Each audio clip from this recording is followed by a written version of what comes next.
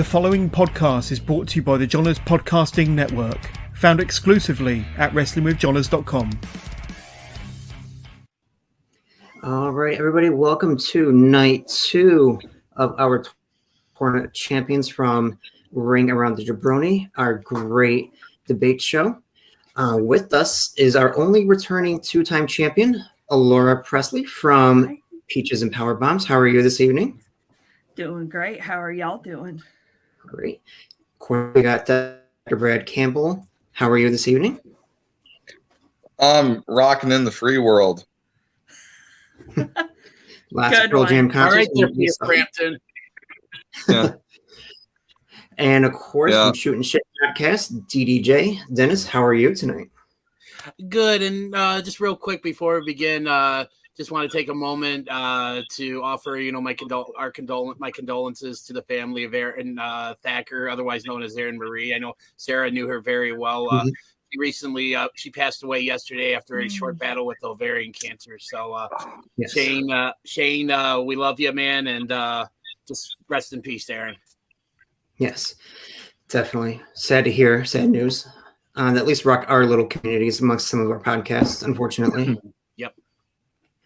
All right, we will get to it. As a bonus, because Alora is the only returning double champion, she does earn a bonus point as being a multi-time champion. So, guys, you got a little work to catch up on. Bring it on. Of course, everybody's got chances to promote what they got going on. So we will start with Alora. Go ahead. What have you got going on in the world of Peaches and Powerbombs? Peaches and Powerbombs. Well, we're trying to do more content, and this usually, last year we did this, and we're going to do it again this year. September is Suicide Prevention Month, and basically we like to gather a couple of people who have overcome something to tell their story and how they broke into, just wrestling some way, somehow. We're conducting an interview tomorrow with Wade Neeham, a Ring Scoops. And that will be, I'm not sure when that will be published, but we're going to record tomorrow, and then we will have Dr. Chris Featherstone scheduled for the 29th to interview, and he is actually works in mental health outside of his duties in Sportskeeda, etc. So we're really excited about that, and we are going to go live for Rampage Friday night watch along, because Eddie Kingston will be on Rampage. It was Tina's idea or Marie's idea. So, so we're getting a lot. We're having a lot going on at Peaches and Powerbombs. We're just trying to manage it all. Great. All right. First question. Of course, we will start with Laura. We'll make our way around. Everyone will get a chance to start on a question. Laura. Oh, come on. Here we go. Chris Jericho will challenge Claudio Castagnoli at Grand Slam for the Ring of Honor World Championship. Does Jericho winning put him in the conversation as one of the all-time best world champions across multiple brands? Obviously, he's one of the best to do it. It'd be kind of different seeing him as Ring of Honor champion. If that should happen, what he would do with it be something I would like to see to further that statement. But just as is, Chris Jericho is a cornerstone. He literally has done it all. In terms in the ring, outside the ring, podcast, his band. He's one of the greatest to do it, regardless if he has the Ring of Honor championship or not. Never say never. That's what I say. True. Brad, how do you feel? Well, to answer the question, I'm gonna go ahead and start out by saying, I think that Chris Jericho, I think he already is one of the best champions across multiple brands. We're talking about an athlete who beat The Rock and Stone Cold Steve Austin, to become the undisputed WWF champion as it was at the time. He is, the inaugural All Elite Wrestling World Champion. But I think what this does, should Chris Jericho win the Ring of Honor World title, what is going to elevate that championship to a level that it will not have seen before. And what this could do is it could give it new life in the same way that John Cena gave the United States title new life. When he won that championship, even though he had been a world champion, 16 times in the WWE, he defended that title like it truly meant something, like it had the utmost importance. So for Chris Jericho to beat Claudio Castagnoli, should he do so and take that, it's just going to be something to add, not just to his own name, but it adds to the title and it adds more prestige to the title itself. So it's going to really be it's a win-win for Chris Jericho and Ring of Honor as a whole. Agree. Dennis? I'm kind of wishing I win before Brad, because he said a lot of what I was going to say. But I'm going to say no, because like Brad said, he already is. I mean, like he mentioned about beating The Rock and Stone Cold in the same night. What a lot of people fail to mention about that is it wasn't like he did beat The Rock, at the beginning of the show and Austin at the end of the show. He beat him back to back. Like he only had maybe about a 2-minute, or not even that, a rest period in between matches. Because as soon as he beat, his music played after beating The Rock, Austin comes out and we're on to our last match. He also mentioned about him being the inaugural AEW World Champion. Factor in all the other titles that he's won, the multiple Intercontinental title rings, tag titles, WCW television, Cruiserweight, ECW television. I mean, and he's been a champion everywhere he's gone. I mean, and a former Intercontinental champion, New Japan. Obviously him winning the Ring of Honor championship would be more of a win for the Ring of Honor brand, because Tony Khan's still trying to find a home, and he's probably going to have an easier time trying to find a home for Ring of Honor TV if they don't go the streaming way, with HBO Max or whatever.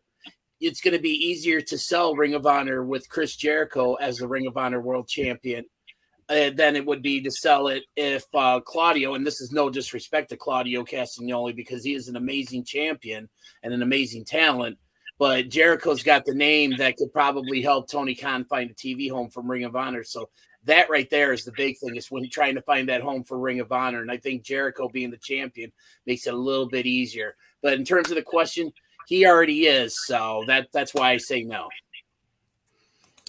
I completely agree. A lot of great points. I think both Brad and Dennis, you guys hit excellent points between building up the name for Ring of Honor, and also Dennis bringing up the point for getting a better TV deal or some sort of streaming deal. Points to both of you guys. Great answers all around, though, for sure. All right. Brad, we'll start with you on question 2. Trish Stratus was set to make an announcement today before having an emergency appendectomy. She did tease a return to the ring recently. If she did return to the ring, would this elevate or potentially hurt her legacy? Do you believe?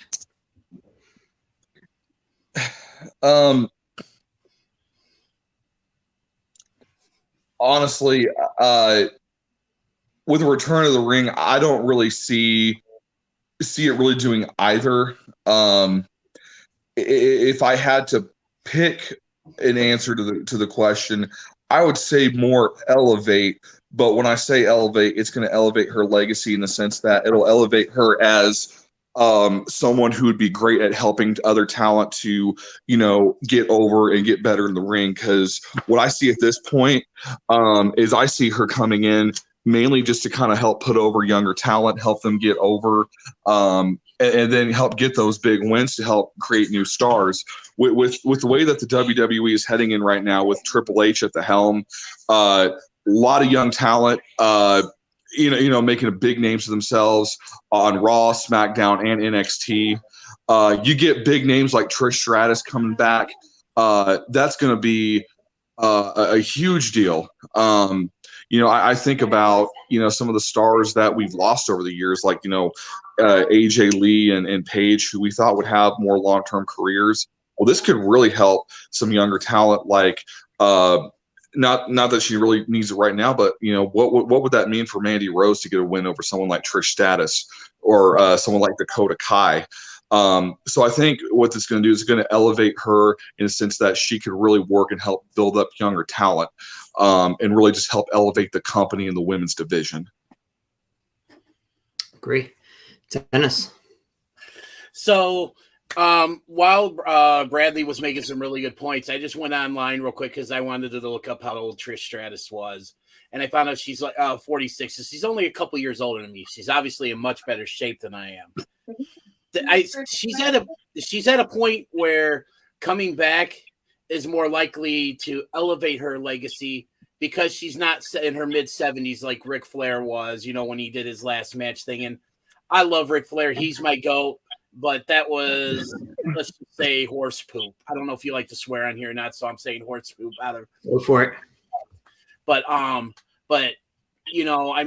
like Brad also said, she could be used in a talent, way to put the talent over. She mentioned Mandy Rose, when she first debuted, drew a lot of comparisons to Trish Stratus because of her looks and her body type. And she's turned into quite a worker. I mean, she's been killing it in NXT. So, yeah, something like that would really help. He mentioned Dakota Kai. You could also look at someone like Bayley, who kind of hasn't really had a credible win since she's come back. You could obviously run it back with Charlotte, who she had a match with at SummerSlam a couple years ago and looked really good. So, yes, she can definitely elevate her legacy because she's in a position where – she can afford to lose. She's kind of like in the Chris Jericho position where when Chris Jericho loses, it doesn't hurt him, but it helps the talent that he puts over, like Orange Cassidy, Eddie Kingston, and just names like that, MJF and stuff. So she's in a position to where she's in good enough shape. She can still go out and put on a quality match. So absolutely, this would elevate her legacy. Alora. First thing I thought of when I saw that Trish was going to make an announcement, I thought of Damage Control, Bayley, Dakota Kai, Io Sky. Mm-hmm. And what was the big announcement today? War Games. I thought about that could possibly play a factor into that. However, so with that being said, when you have someone of Trish's stature come in, there's really no way it could possibly hurt unless they did something god awful. But seeing her in the ring with Charlotte at SummerSlam, that's a dream match. Mm-hmm. And Trish has proved time and time again that she can still go. And we still, with the 4 horsewomen, she already faced Charlotte. You got Bayley. We could possibly see that in the future. Becky Lynch may be on the shelf, but that would be a match I would love to see in the future. And then, I had this as my desktop at one time. The moment at the first Women's Royal Rumble between her and Sasha Banks, that's my ultimate dream match. So, but yeah, I could see Trish coming in, lending a hand to Bianca and crew to gain an advantage over Damage Control leading into that. That could be something it almost writes itself because this is currently going on. But yeah, not only does Trish elevate her legacy, she's going to elevate everybody else around her, whoever they work with. I love the idea of her and Mandy Rose. That would be a sight to see too, for sure. Agree. Just real quick, if there's one thing that has been shown, Mickie James has shown that it can be done. And basically, I think Trish can take it even a step further than Mickie James has with her latest run in Impact. Yep. Mm-hmm. Good points all around. I think Brad earned himself a point, and I do think Laura also gets a point here. And I did look it up right before we came on. So semi-breaking news, I guess you could say. Trish just did make her announcement. Looks like half an hour ago. She will be back for season 2 of Canada's Got Talent. So announcement today, not wrestling related, but we can't rule out a return to wrestling at any point either for her. Cross But promotion. she isn't such great. Dennis, it is your turn to talk about what you got going on. So thank you. First off, thank you so much for having me on here. Honored to be here amongst past champions of this show. As always, we still got shooting shit going on. We just recently had our 1-year anniversary episode, and Javon was kind enough to get us a cameo from old Mance Warner himself, and he is a character and stuff. But we still got new shows coming out every week. We're trying to nail down a consistent schedule, but life happens to get in the way. Also, being a part of the Genres Podcast Network, of which this show is and stuff, they got tons of great shows coming on. I know John just had a really good interview with Scotty Too Hottie. And then also I'm going to be making a guest appearance on Such Good Shoot this coming week with the boys, Shane Dozer and Isaac. And we're going to be talking about the latest Effie's Big Gay Brunch show that just recently happened. And we're doing that because it is a show that Erin's always wanted to go to, but unfortunately we'll never get a chance to. So we're going to be doing this in her memory. So fantastic. All right, Dennis, you get to go up first here. Alora briefly touched on the SummerSlam. Triple H revealed Ringer.com today. Survivor Series, there will be 2 War Games matches. He also revealed that this year won't be SmackDown versus Raw. The fact that it's not, do these 2 announcements of sorts kind of hype Survivor Series a little bit more, do you think? Oh my God, I was hoping this question would come up because I've been thinking about this all day since this was announced early this morning. In one word, yes. See, da, whatever you want to say in any language across the word. Absolutely. Because if it's one thing that everybody knows, that Survivor Series has really become very stale with this whole SmackDown versus Raw thing. And first off, the fact that War Games is coming to the main roster is something that I think a lot of us longtime wrestling fans thought we would never see because it was such a staple of the Jim Crockett promotions, the NWA, and then WCW. And Triple H, took over NXT, brought it there, and made it work. If you go back and watch any of the War Games matches that they had on in NXT, while it didn't follow the exact same formula, mainly because they did pinfalls and stuff, but they were still very entertaining matches, and I fully expect to see the same thing here.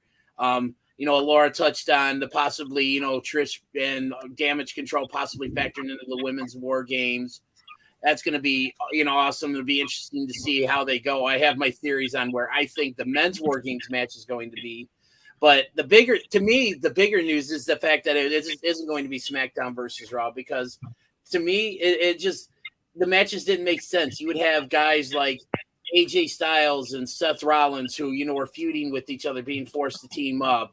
You had, Kurt Angle and Triple H when, they were both like running the show and button heads and stuff. You're going to see, going back to the old school Survivor Series where teams of 4, teams of 5 strive to survive. And that's what made that show so much fun. Like, I think back to the original Survivor Series, you had Hogan and his buddies going up against Andre and his buddies. And it stemmed from their match at WrestleMania. I missed those Survivor Series, and I'm glad to see that that's where we're getting back. I'm looking forward to these storylines going into Survivor Series, actually continuing rather than 2 weeks before the show, everything stops and, SmackDown guys show up on Raw wearing SmackDown shirts and the Raw guys show up on SmackDown wearing Raw shirts. 2 weeks ago, these, we'll just say Seth Rollins and Matt Riddle were, tearing each other apart, and now they're teaming up, made no sense. So absolutely hype for Survivor Series. I don't know if tickets went on sale, but if they have, or if whenever they go on sale, that show is going to sell out, especially with the 2 big things that broke about the show today. Laura, your thoughts? A little bit of old and a little bit of new. Yes, I think Survivor Series needed a makeover, and this is the perfect way to do it. We already saw how amazing War Games can be. on WWE's programming. We've seen it in NXT, and I don't really think they had a bad War Games match since they started that. So, like Dennis said, it's kind of, you have the War Games. It's going to be a touch of, the traditional Survivor Series matches based on story through the year. Continuation is not start and stop. I'm already seeing the Bloodline in the men's War Games match. Against who? I'm not quite sure yet, but I definitely see them tearing it up. The hype is just, I was so excited when I saw that. I was like, oh my God, yes. I went to Survivor Series in 2015 in Atlanta, and I just remember being there and was like, man, what happened to the traditional matches? They put everything together. I mean, you want to support your talent that you like and whatnot, and stuff like Raw versus SmackDown, bragging rights 2.0 or whatever, kind of made it hard. This just renews interest and just makes things even more exciting for WWE right now. It's like they can't be stopped. So this is great news. Brad. Okay. Got a couple points I want to make. And I'm a little surprised that there are some things that haven't been mentioned yet. But I think, to first answer, yes, this creates lots of excitement. I think we're all on the same page that this really does hype up Survivor Series. But let's start with the initial reasons why, and let's dig further into that. First of all, what this does is this allows an opportunity for to go back to the days when they had like the Raw Super Show. Granted, we had a little bit of that with the Raw versus SmackDown, but in this case, we can see wrestlers from any brand, Raw, NXT, or SmackDown, start to show up, start to create alignments, or start feuding with different superstars on any show. What this could also do from a creative standpoint is you get these factions that start to develop. You get these rivalries that start to kind of flourish. What that could potentially allow, and we're just gonna play devil's advocate here, because Triple H is making changes. This may allow an opportunity to see wrestlers start to change brands. You might see some people from Raw go to SmackDown, or vice versa, or you start seeing some call-ups from NXT. But I think in addition to that, I think with the big thing that this does, Survivor Series becomes a centerpiece pay-per-view event that allows for long-term storytelling. What you got is you've got an opportunity to build up. You can even start now. Okay. I know we got Extreme Rules coming up in October, but you can kind of start planting the seeds, start developing these stories. You create these factions, you get these rivalries going, things explode at War Games. Then what you can also do is you can start having heel turns. You can have babyface turns at the event, create more storylines, more rivalries. That carries over to WrestleMania. That is long-term booking. That is something that WWE has failed consistently under Vince McMahon, because it's continuously, getting to the next pay-per-view, getting to the next pay-per-view. This could be a well-thought-out long-term plan to get several talent over and keep the fans invested. Great. So many good points. They also did release another potential match for Survivor Series. I don't know if it's been confirmed, but they're also talking about Gunther versus Bobby Lashley. That's going to be. I mean, that can just be, your Intercontinental title versus your U.S. champion. I mean, that's potential for a big moneymaker right there. As far as nothing wrong with a good champion versus champion match. Yeah. I mean, I think the reason they had to scramble to do something different this year was because you got two undisputed champions. How are you gonna, what are you gonna do with that? And that's like really like when they would do these champion versus champion matches, it kind of is like, again, what's the point? Because there's nothing. But this one here, Lashley versus Gunther, that would be one I would not mind seeing from someone who's a traditional like Survivor Series fan who wants to see more of like the, regardless of what brand you're on, see the teams of 5 or whatever. But I would love to see Lashley versus Gunther. All right, so we're gonna go points with Dennis and Brad here. I mean, everybody had really good points. This was tough to judge, but that's how we're going with the points here.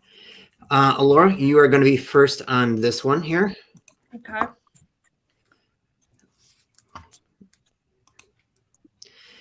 DDP was quoted recently as saying, "I don't know how Triple H couldn't love Nick Aldis. Should or could Nick Aldis sign with WWE?" You know what? I saw this earlier today, and I was like, you know what? DDP is right. I mean, Nick Aldis had this historic run with the NWA Championship, and I mean, he is the total package. I mean, DDP made a lot of good points.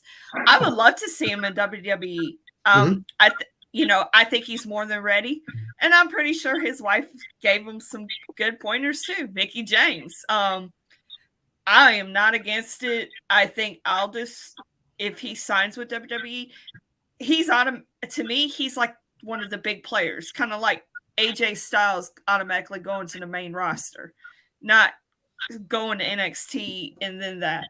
I think Nick Aldis is very capable. He's already proven that he can he could be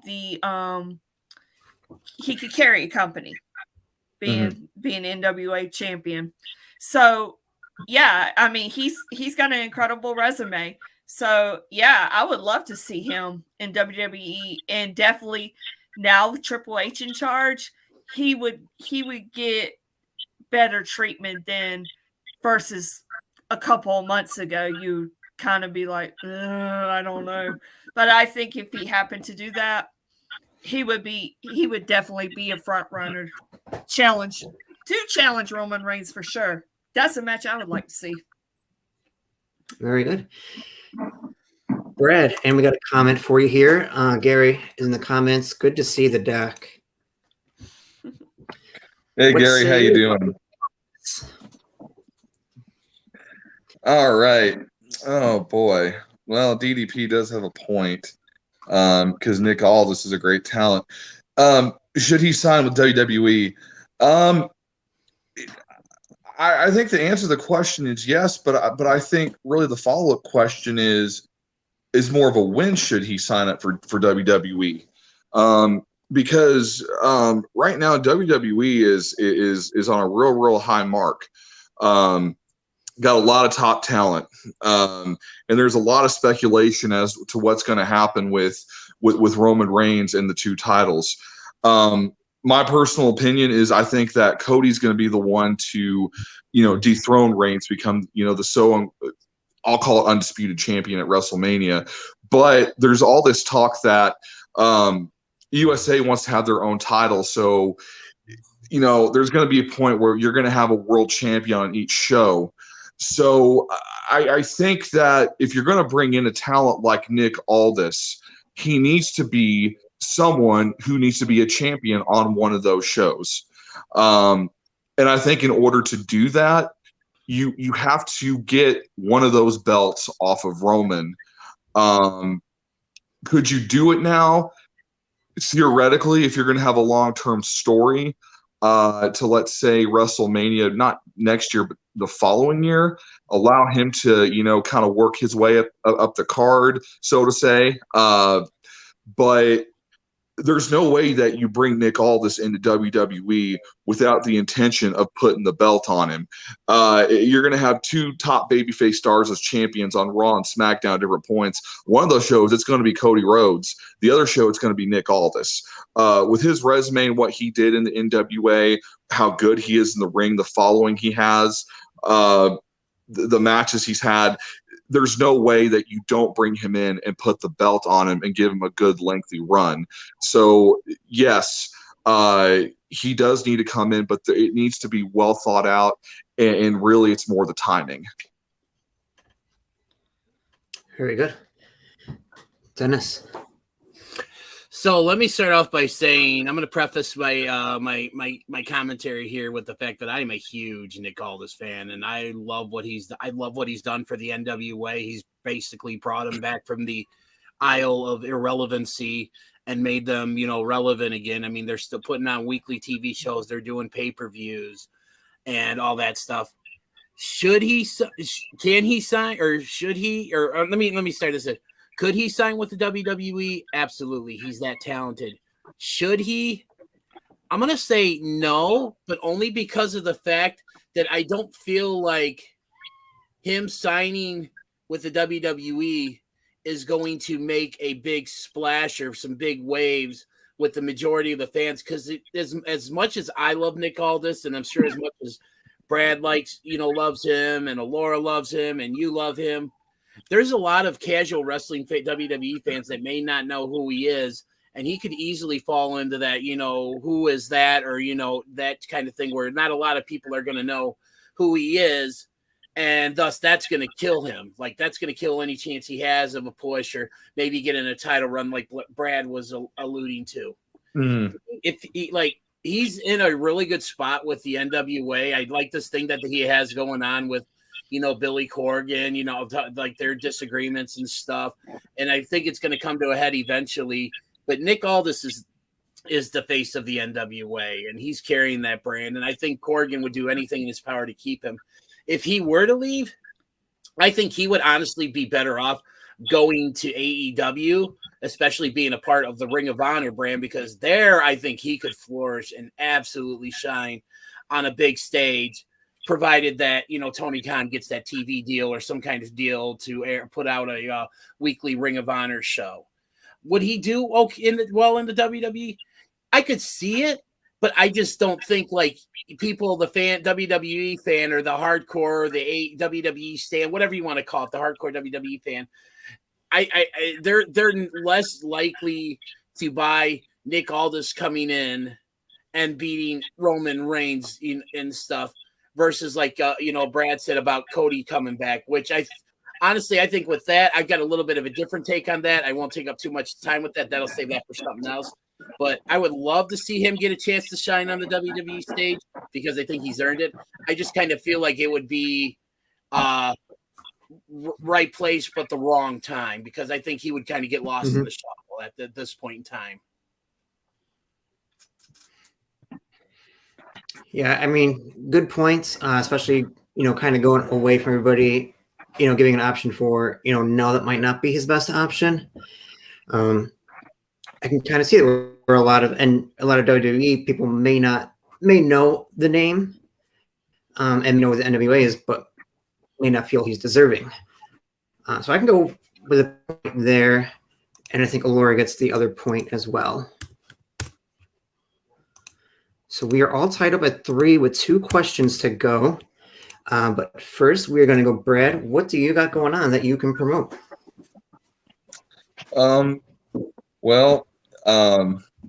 People know me as Dr. Brad Campbell, Farm D. I'm a pharmacist. I'm like James Bond. I got a license to fill. So it's not just a gimmick? No, it's who I really am. That's awesome. Ladies and gentlemen, Buckle Bomb Entertainment brings you the doc, ready to bring you some hard fucking rock. That's my other catch line. I just went to 3 Pearl Jam shows, which was amazing, and I had the time of my life because those are my boys. And I got Louder Than Life coming up this weekend, which I get to see my other boys, Al and Alice in Chains, for the 22nd time. Good Lord. Yeah. Plus, I can see Jerry Cantrell put on a solo show, and he's amazing. But you can also find me in the world of pro wrestling. You can find me on the Meltdown with the commish, Jeff Chadwick. Hey Jeff, how you doing? I heard you. I saw you comment saying you're going to support me today. I hope you're watching. Yeah, you can also find me on another effing podcast, AFW. I am a sponsor there with all those guys. You can also find me on the Deacon and Co show my buddy Deacon Gunthral does a Metallica podcast based out of New York. So we like to talk Metallica and all things metal. You can find me as your friendly neighborhood pharmacist, giving lots of flu shots, taking care of people. You can also find me with my new puppy right here. And then you can also, in any place, any wrestling show, you can find me just entertaining all kinds of people, because that's what I do. And I just love to talk wrestling and talk with people. So let's get back to the show now. Yeah. All right. Well, you get to answer the next question first. Question 5. Ooh. Steve Macklin is open to being paired with Deonna Purrazzo, both on Impact, on TV, but storyline has to make sense. Yay or nay to real-life couples working together on TV?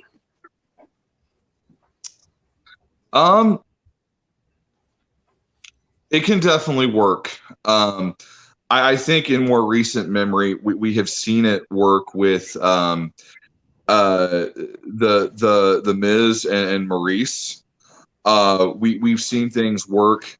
A little bit different scenario, but with Edge and Matt Hardy and Lita, we know that the real life drama was brought onto TV in that scenario. So it has been done, and it can be done, but there has to be a story that's gonna keep the fans engaged.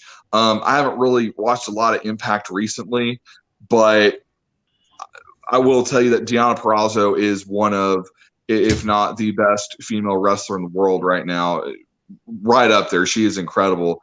Steve Macklin is also an incredible talent. He's had some great matches this past year.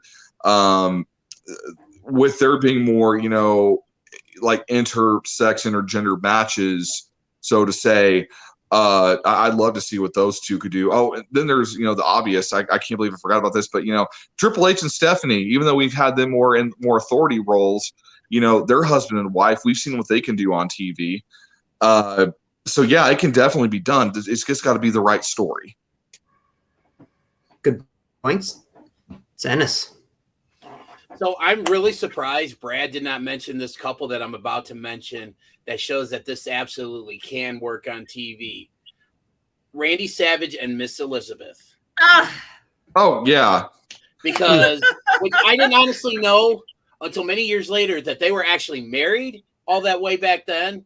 I was used to be the goof that oh my God, they're actually getting married at SummerSlam, and that's going to be, but that was 11-year-old me. But but like in the question, it has to make sense for it to work.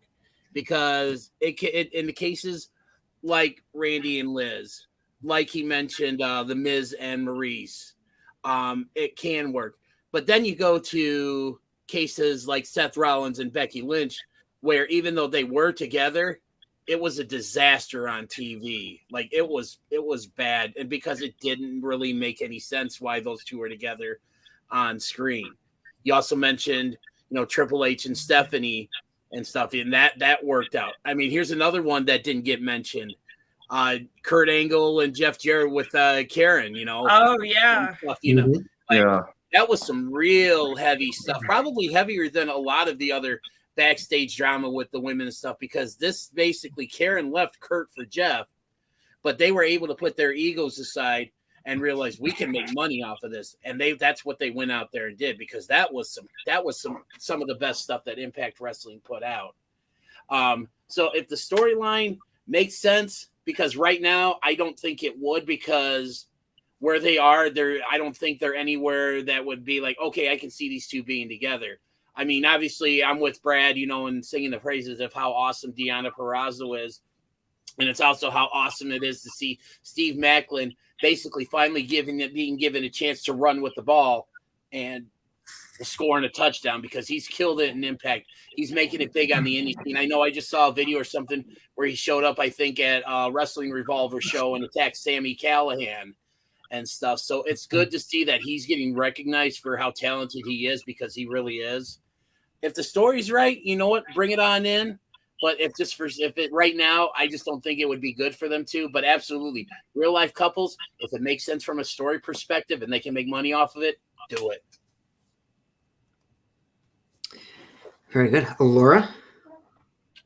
Yeah, I agree with both guys.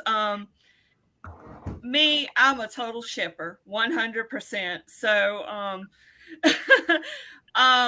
yeah, if it works, it makes money. You know, fans are into it. Why not? And you know, a couple that hasn't been mentioned yet that works. And it's kind of like an old school perspective right now. Karrion Kross and Scarlett. Ooh, that's a really good one. And Yeah. we're not talking about Sammy G and Ty Conti here. That's just bleh. I can't stand it.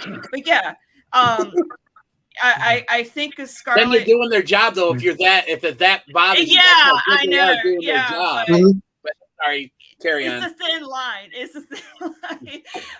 But yes, Karrion Kross and Scarlett, definitely a great couple on screen. They have an amazing presentation. So you have to have a story. You have to have a presentation. Does it make sense? You don't want it to be like Becky and Seth. It was kind of cringe, uncomfortable. And then you had, at one point, you had AJ Lee going from Bryan Danielson, John Cena. And then her and CM Punk just worked for, to me, their on-screen chemistry was amazing. And then they're actually married now. And the way he interacts with AJ out, if you ever seen the videos of them after they got married, Punk is a completely different person with her. And I think it is so stupid cute. But yeah, to me, I think, if it's done right, I see nothing wrong with it. And honestly, I'm surprised we don't see more couples, whether they're together or not, as long as it tells a good story. I mean, I'll be the first to say I ship that or I don't ship that. That's a no. Bianca Belair, Montez Ford is another one. They've Very good interacted. point. Yeah, they interacted on screen. So Brian hopping in the comments. Heading on to Dennis's story, saying that Karen didn't like that scene with all of them, which is an interesting piece of news. But I think for points here, we are going to go with Dennis and Brad's one. So, very close here. All right, as we head into the last question, potential for 3 different answers. We shall see. Dennis, we get to start with you. Diamante told Jade Cargill that she wasn't coming alone when she challenges for the TBS title on Rampage this week. Who would you like to see her bring with her to the ring? God, there could be so many people that this could work with. I mean, we've heard there's been so many rumors of people going around. But it's just, to me, again, it's got to make sense, and it's got to have some kind of history with Diamante. I mean, honestly, the one that I would really like to see, because I think this would kind of come out of nowhere, would be someone that is with Jade already. And this kind of goes back to the real life couple situation. I mean, Kiera Hogan possibly in a swerve, because, I mean, she could be all this time, she was working as a mole, because, and they talk about the relationship between Diamante and Kiera. We could also see someone like, Layla Gray, who was kind of been, on the outskirts of the baddies, hasn't exactly been treated the best, and this could be her way of getting back. In a perfect world, like someone I would love to see, but this can't happen because of contracts and stuff. I would love to see someone that could kind of play into the history of her time with LAX. I would love to see someone like Zelina Vega. I know that's not going to happen because, with contracts and stuff. but they could play off their time with, being associated with LAX. You could maybe see Ruby Riott, who has had some history with Jade Cargill. You could see Athena, who just recently lost to Jade at All Out. I mean, there's just so many different ways that this could go. It could be someone completely out of the box. Someone from the Miami area. Hell, we could throw out someone that we haven't seen in a while, like maybe a Kelly or something. I'm just throwing out names here, but I feel like that they could go a bunch of different ways on this and stuff. But like, if you're asking me who I'd like to see in a perfect world, I would love to see someone like Zelina Vega, but obviously I know that's not going to happen. Right. We'll give Alora a minute to come back. In the meantime, Brad, how do you feel? Well, there's a couple things that come to my mind of who it could be. And I think that Dennis kind of mentioned the first one, but when I think about Diamante, the first wrestler that comes to my mind is Eva Lise, just because of the history they had together in AEW. But the question there is, I heard she left on bad terms. There was, word of unprofessionalism. So is Tony Khan going to be willing to bring somebody back? Is he going to have the mentality that someone like, Vince McMahon or Triple H would have, and saying, would that really be best for business? And I think that would be kind of the obvious choice, I think, not just in my mind, but I think for a lot of fans. But the next option that I'm kind of thinking of is cross promotion. Let's go to Impact Wrestling for a second. And the reason why I say that is because at All Out, we saw the Motor City Machine Guns appear in a tag match. So we've seen Deonna Purrazzo appear on AEW in the past.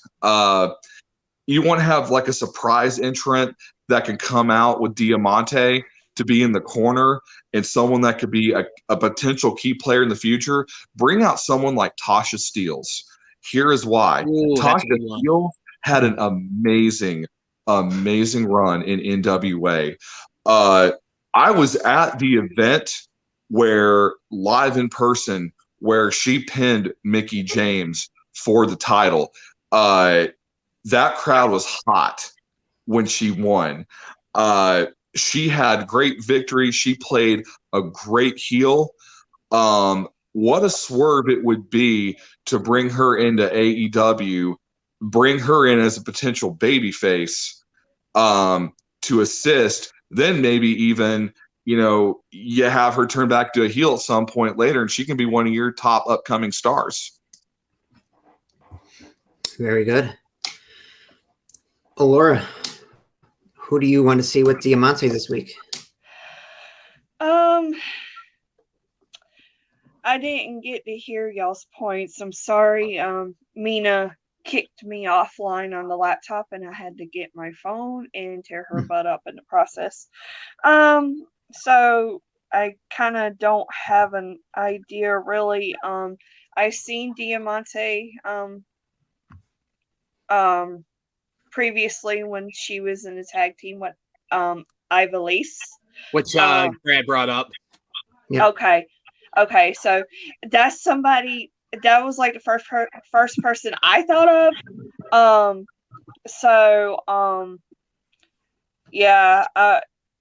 Being that I got kicked off and everything, I kind of really don't have an answer for you. I'm still trying to.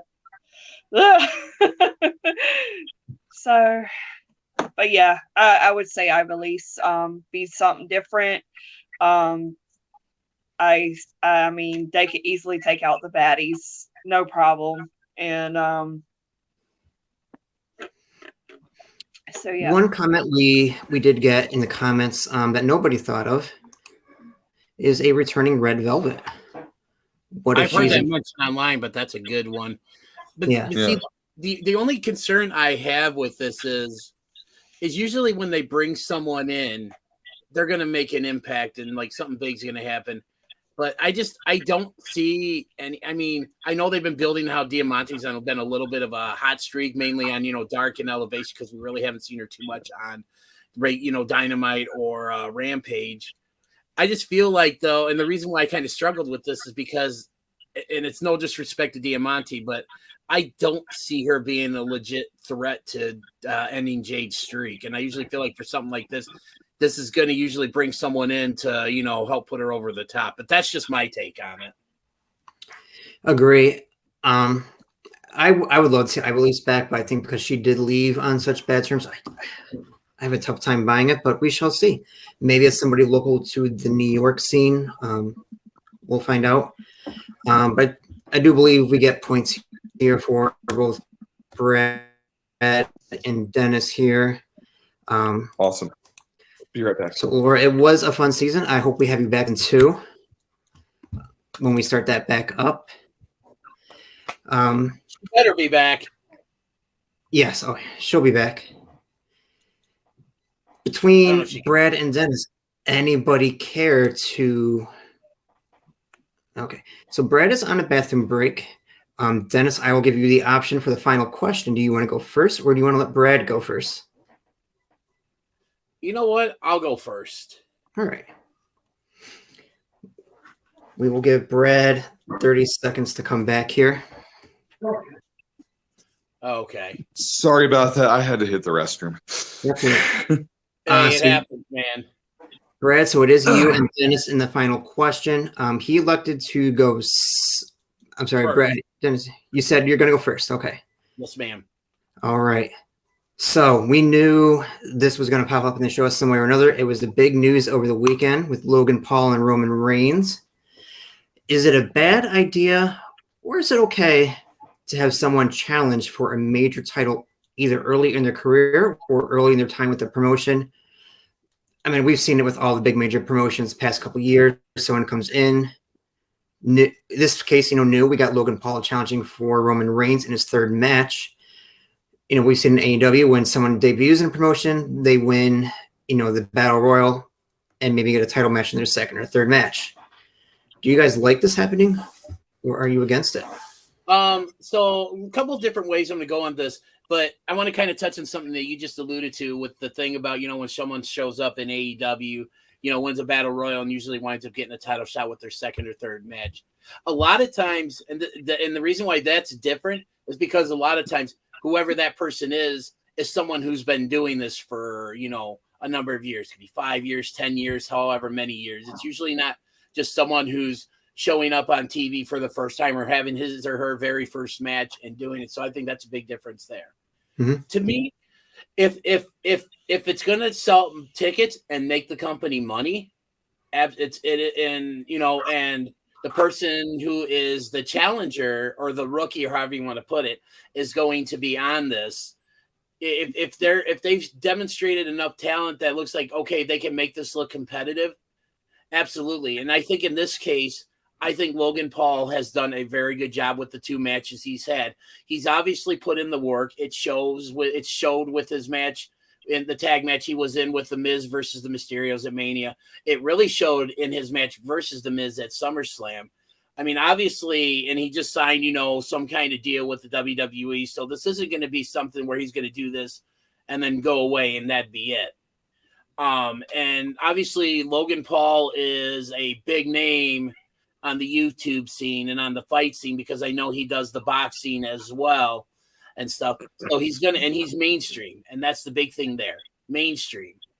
And obviously the hardcore fans like myself cringe at the thought that there is some minute chance that Logan Paul could beat Reigns for a title, which I think would undo a lot of the goodwill that Hunter and Stephanie have brought upon since they took over for Vince. I feel like this would be a major step back. The match itself, though, I have no problem with, especially with it being in Saudi Arabia, because it is going to make a ton of money for the WWE, and everybody is going to get paid, and I'm all for that. Going back to the question, though, if it makes sense and the crowd's buying into it, it's proven that this person can, hang with, whoever it is. Absolutely. But you talk about Just, the guys winning and then, battle royal and then getting a shot in their second, third match. I'm going to go back to 1998 with the Bill Goldberg Hulk Hogan match. Goldberg had only been with the company for, at that point in time, I want to say, or at least on the main roster, September, July, roughly about 10 months, so less than a year. But the way he was built up through those 10 months with the streak and going through everybody and going into the match as the United States champion and undefeated, he was seen as a credible threat in that match. People bought into that match. People paid. They sold out the Georgia Dome because of that match. Mm-hmm. And that. So absolutely. But it has to make sense. Like the crowd has to buy it and stuff. So if it's a good idea, if it makes sense from a business perspective, and if the fans will buy it, I definitely think that it's going to be. I don't think it's going to be a stinker of a match, but I don't necessarily think in this case it is a good idea to have this match be for the title, because I just don't think Logan has proven himself to be worthy of this spot. In just his third match. With because the crowd, a lot of the WWE crowds, if you listen to the crowds on SmackDown with this promo, they were booing him. They were totally not buying what he had to say, and that's a big problem. I'm going to also one thing, and then I'm going to let this time. I'm going to talk about one other guy who had something like this in a different sport, Brock Lesnar. I believe when he won the UFC Heavyweight Championship, I believe it was in only his third or fourth UFC match, but he had built up such a reputation for himself from his time in the WWE and just basically tearing through the talent, minus that first loss he had, I believe, against Frank Mir and stuff. But he had built himself up so credibly, so quickly, and he was a draw for the UFC. They had no choice but to do that. So if done properly, and if the talent is built himself up already to a point where the crowd will buy it, absolutely, it can be a good idea. Brett.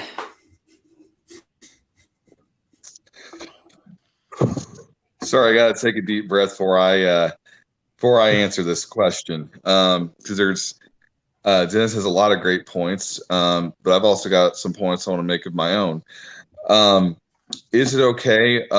It absolutely is okay to have someone challenge for the title earlier in their career, and it can definitely work. I'm going to name 3 examples that we have seen in wrestling history where it has worked. Let's go back to Survivor Series 1991. A year after the Undertaker debuts, he faces Hulk Hogan, and he takes the belt off Hogan, which nobody saw coming at the time. Granted, there was interference in the match from Ric Flair, but Taker, at only 25 years old, at that time was the youngest champion in the history of the company. Let's talk about a couple more examples. Let's go to WCW. 1996, Paul White, the Giant. Now, at the time, he was not the greatest in the ring, but the Giant was a physical presence to behold. He was taken seriously from the fans. And, early on, he beats Hulk Hogan. He wins the big gold belt.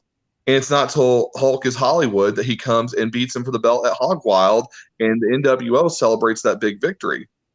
I mentioned this earlier, but, AJ Lee, sorry. I'm allowed a couple of those. I've had little sleep rocking out to Pearl Jam last few days. AJ Lee has a match with Paige on, I think it was her debut episode of Raw, and Paige is the champion, women's champion of WWE. I was there. And the crowd loved it.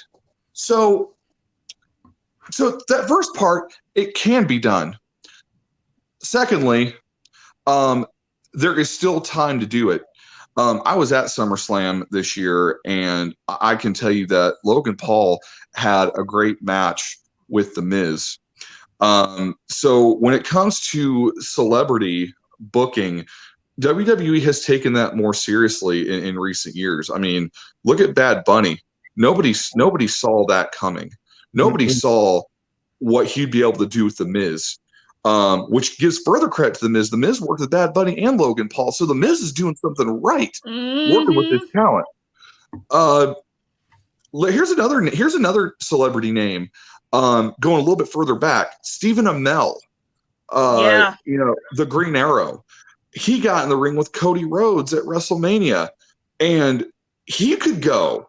You could tell that he had training. So we already know that Logan Paul has put in the work. We're in September. Crown Jewel, we still got a couple months to go. There is time for him to only get better and to get more established and to get more coaching and training to prepare for this event. Furthermore, let's talk a little bit about celebrities in pro wrestling. It can work. Why can it work? Let's go back to the WCW of the late 90s. Who did the NWO break in that everybody was all hyped for? Dennis Rodman. Yep. We didn't see him wrestle a whole lot, but he was a personality on WCW TV. He was the bad boy in real life. It crossed over into pro wrestling. What do you get next? You get DDP bringing in Karl Malone. Now, granted, it wasn't the greatest match in the world, but they still had some training and were even able to work with a guy like Jay Leno and have a match on a pay-per-view. And since then, it's only gotten better on the celebrity side with the examples that are aforementioned in my conversation. But let's talk about things from a business standpoint now. This is Triple H booking. Is this best for business? Yes, it is. And here's why. What do we do in pro wrestling? We want to get these big marquee events that are going to attract fans, okay, that are going to make money. But how do we do that? What's the whole what goes into that? You have to consider the fact that WWE is on a hot streak right now with Triple H in charge. With WWE getting a lot of attention in the press right now, what better way to get a name that people who don't even watch wrestling, to get them invested? Take a guy like Logan Paul, who is a YouTube personality, young fans, adolescents who watch his show know who he is. This is investing in new fans and bringing them, and it's growing the fan base. It is growing the business. It is investing in long-term brand loyalty to build new wrestling fans. Does Logan Paul win the title? Probably not. But should he? What a moment that would be. And it would be something special for the fans at Saudi Arabia. And it would also mean something for the new coming fans that we could be trying to invest in to see that moment. And if it doesn't work, well, what that does is it gives Logan Paul more credibility because he stepped in the ring and was able to hang with a guy like Roman Reigns. And that's investing in a future talent. How do you guys think the crowd react? This thought just kind of hit me here. You know, we've talked about them wanting to say one belt off Roman. What if Austin Theory cashes in his Money in the Bank to make it a triple threat and pins Logan Paul? That could be a couple things. Because Mark Henry once quoted me as the greatest wrestling brain he's ever seen, and I can back that up. And I would be doing him injustice if I didn't correct Brad on one thing. He mentioned about Stephen Amell and Cody Rhodes at WrestleMania. They did not wrestle at WrestleMania. They wrestled in a tag match at SummerSlam. That was Stephen Amell and Neville against Cody Rhodes and King Barrett. And then also, too, when he mentioned about the Giant being Hogan for the title, they had that whole screwy finish where the title got held up. And then a few months later, he actually beat Ric Flair for the title as well, too. And that ended up being his longest run with the WCW title.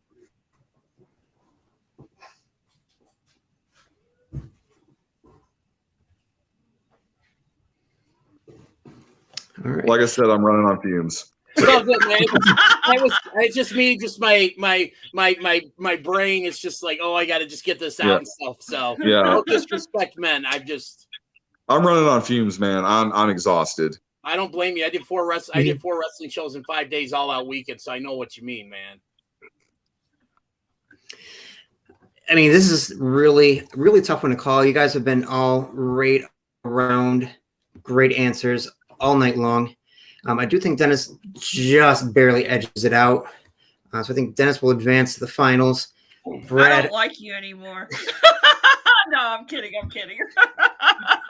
Brad, Real great showing. awesome, but no, you guys were both awesome. I'm honestly shocked, especially with Brad's last answer there, because he killed it with that and stuff. But you both are definitely very knowledgeable, and I would love to talk wrestling with you two any day of the week. Yeah, same Yeah. here. Same Yeah, here. I'm on Meltdown, and I'm on another effing podcast from time to time. So just reach out to me. Either one of you guys reach out to me on Facebook, and yeah, we can get something going. I'm open, definitely. Absolutely. That's the whole reason I'm even here, is just to meet new personalities and new faces. And this is Sarah's been the show too. and Sarah's been great about getting me introduced to people here on Buckle Bomb. So Well, you know what? Sarah Maybe this does is a the great match. job. Yeah. Maybe this rematch here is what opens up season 2. We get all three of you back, open up season 2. do it. Let's book it now. All right. Well, that'll do it for us here tonight. Everybody have a great rest of your night. Thanks, guys.